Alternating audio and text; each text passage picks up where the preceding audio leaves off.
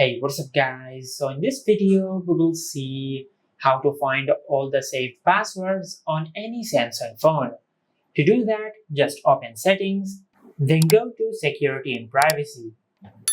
Now just tap on more security settings, then select password passkeys and autofill.